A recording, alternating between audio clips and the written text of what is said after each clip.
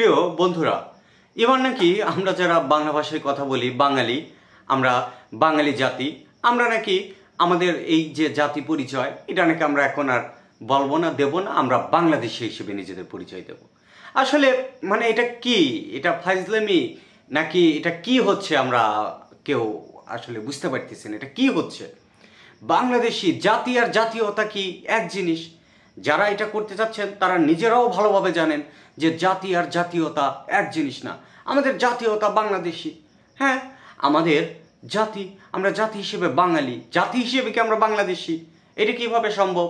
যেটা আমরা দেখেছিলাম নৃগোষ্ঠীর সাথেও এক ধরনের ফাইজলামি করা হয়েছিল আদিবাসীদের সাথে এক সময়, যে তারা জাতি হিসেবে যে চাকমা আছেন তাদেরকেও জাতি হিসেবে বাঙালি হিসেবে পরিচয় দিতে বলা হয়েছিল।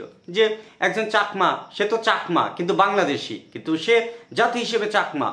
তো যারা আমরা বাংলা ভাষায় কথা বলি আমরা জাতি হিসেবে কিভাবে বাংলাদেশি হই? জাতীয়তা, ন্যাশনালিটি তো একটি রাষ্ট্রীয় ধারণা, জাতি তো আর রাষ্ট্রীয় ধারণা না। এটা তো আমরা কম বেশি সকলেই জানি যে জাতি আর জাতীয়তা এক না।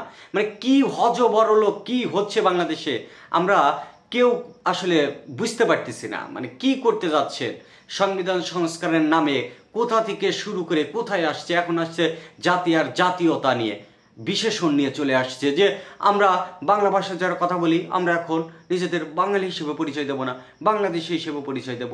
অর্থাৎ যে চাকমা সেও বাংলাদেশি হিসেবে পরিচয় দেয়, আমি বাঙালি আমিও বাংলাদেশি হিসেবে পরিচয় দিই। এটা আমাদের ন্যাশনালিটি, আমাদের জাতীয়তা।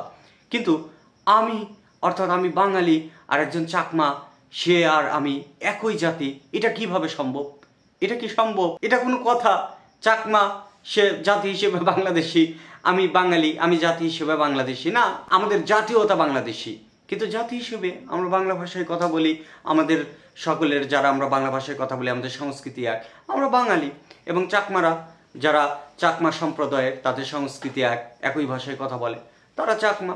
এটাই তো একটা জাতির পরিচয়। সুতরাং জাতি আর জাতীয়তা এক জিনিস না, এবং যারা এটা করতে চাচ্ছেন তারাও ভালোভাবে জানেন। কিন্তু তারপরেও কেন করতে যাচ্ছেন? এই হযবরল অবস্থা কেন সৃষ্টি করতে যাচ্ছেন?